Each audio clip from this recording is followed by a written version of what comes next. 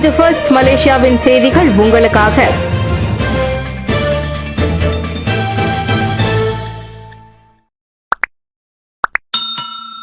அனைத்துலக கடப்புதலை மலேசிய குடிநுழைவுத்துறை இலவசமாக மாற்றி வழங்கும். புத்ரா ஹைட்ஸ் எரிவாயு குழாய் வெடிப்பு சம்பவத்தில் பாதிக்கப்பட்டவர்களின் அனைத்துலக கடப்புதலை மலேசிய குடிநுழைவுத்துறை இலவசமாக மாற்றி வழங்கும். உள்துறை அமைச்சர் ஸ்ரீ சைஃபுடின் அசதியோன் இஸ்மாயில் அதனை இலவசமாக மாற்றி வழங்கும்படி நேற்று உத்தரவிட்டதாக குடிநுழைவுத்துறை தலைமை இயக்குநர் சகாரியா ஷாபான் தெரிவித்துள்ளார். தீயினால் தங்களின் கடப்புதல் சேதமடைந்திருந்தாலோ அல்லது காணாமல் போயிருந்தாலோ பாதிக்கப்பட்டவர்கள் அருகில் உள்ள குடிநுழைவுத்துறை அலுவலகத்தில் கட்டணமின்றி மாற்றுவதற்கு விண்ணப்பிக்கலாம் என்று சகாரியா நேற்று வெளியிட்ட அறிக்கையில் குறிப்பிட்டுள்ளார். காணாமல் போன அல்லது சேதமடைந்த கடப்புதழ்கள் காலாவதியாவதற்கு குறைந்தது 6 மாதங்கள் கொண்டிருக்க வேண்டும் என்பது விண்ணப்பத்திற்கான நிபந்தனைகளில் ஒன்றாகும். அதோடு தங்களிடம் இருக்கும் அசலான கடப்புதழையும் விண்ணப்பதாரர் கொண்டு வர வேண்டும். அதோடு போலீஸ், தீயணைப்பு மற்றும் உள்ளூர் அமலாக்க தரப்பிடம் செய்யப்பட்ட புகார் நகலையும் சமர்ப்பிக்க வேண்டும். மியான்மர் இடிபாடுகளில் சிக்கியவர்களை தேடும் பணியில் மீட்பு பணியாளர்கள். கடும் நிலநடுக்கத்தால் பாதிக்கப்பட்ட மியான்மர் மண்டலேயில் மீட்பு பணிகள் தொடர்ந்து வரும் நிலையில் இடிபாடுகளில் சிக்கிக் கொண்டவர்களை தேடும் பணியில் மீட்பு பணியாளர்கள் தீவிரமாக ஈடுபட்டு வருகின்றனர். இந்நிலநடுக்கத்தில் உயிரிழந்தவர்களின் எண்ணிக்கை 3000-ஐ கடந்திருக்கும் வேளையில் நூற்றுக்கணக்கானோரை காணவில்லை என்பதால் பலி எண்ணிக்கை அதிகரிக்கக்கூடும் என்று அஞ்சப்படுகிறது. மண்டலே ஓங்மியா தார் சென்ட் நகரில் உள்ள ஸ்கைவில்லா கட்டிடத்தின் இடிபாடுகளில் உடைக்கப்படும் காணொலிகளை அந்நாட்டின் தீயணைப்புத்துறை வெளியிட்டது. அப்பகுதியில் பெய்து வரும் மழையினால் தேடி மீட்கும் பணியில் சுணக்கம் ஏற்பட்டுள்ளது. கடந்த வெள்ளிக்கிழமை மியான்மரை உலுக்கிய நிலநடுக்கம் தென்கிழக்காசிய நாடுகளில் கடந்த நூற்றாண்டில் நிகழ்ந்த மிகப்பெரிய நிலநடுக்கங்களில் ஒன்றாக வகைப்படுத்தப்பட்டுள்ளது.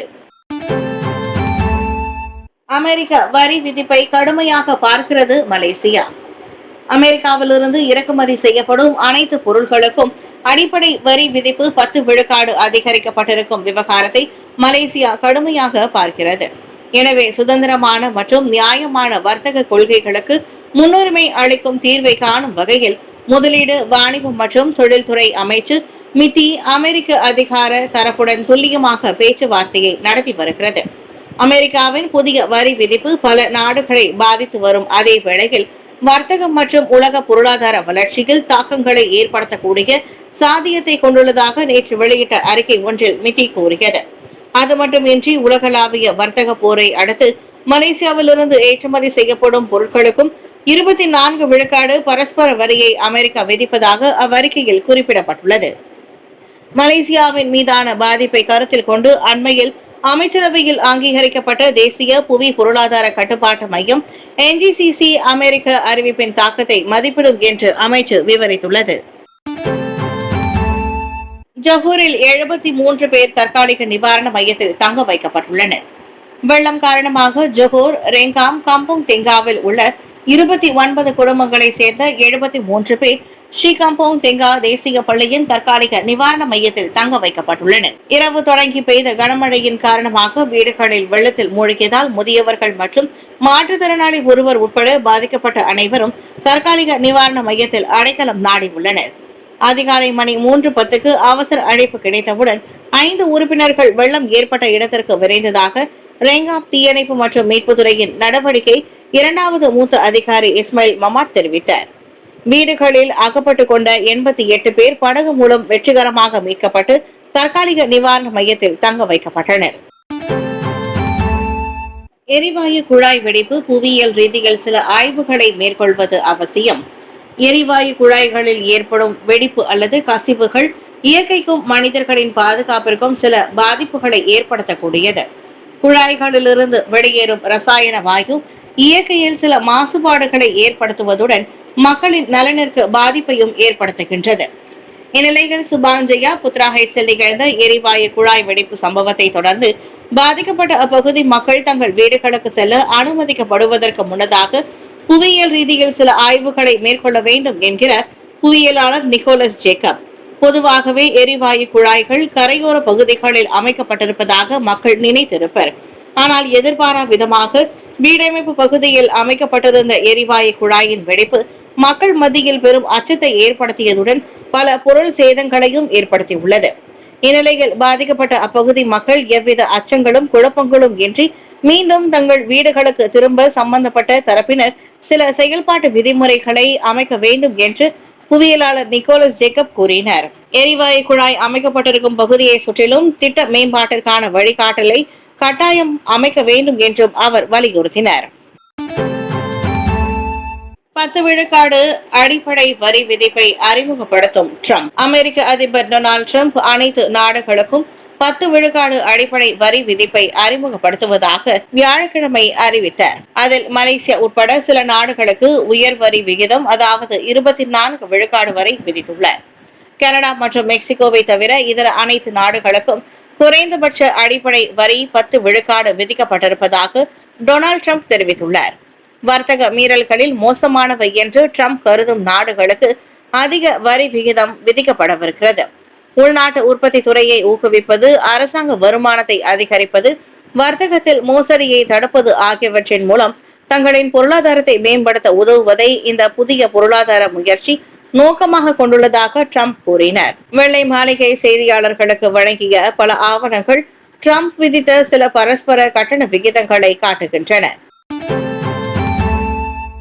நிதி சந்தைக்கு தாக்கம் என்றாலும் மற்ற நாடுகளில் மலேசிய பொருட்களின் ஏற்றுமதியை அதிகரிக்கலாம்.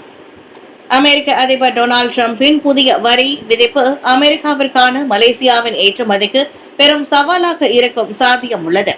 எனினும் மற்ற நாடுகளுடன் தனது ஏற்றுமதியை இன்னும் அதிகரிப்பதற்கு மலேசியாவிற்கு இது துணை புரியும் என்று தகவல் தொழில்நுட்ப நிபுணர் முனைவர் சசிகுமார் தர்மலிங்கம் தெரிவித்துள்ளார். குறிப்பாக இதற்கு முன்னர் இருந்தது போல் மலேசியாவின் முதன்மை ஏற்றுமதி நாடாக இனி அமெரிக்காவை மட்டும் எதிர்பார்த்திருக்காமல் மற்ற நாடுகளுக்கு பொருட்களை இன்னும் அதிகமாக ஏற்றுமதி செய்வதற்கு தொழில் நிறுவனங்கள் முனைகலாம் என்றும் அவர் ஆலோசனை கூறினார்.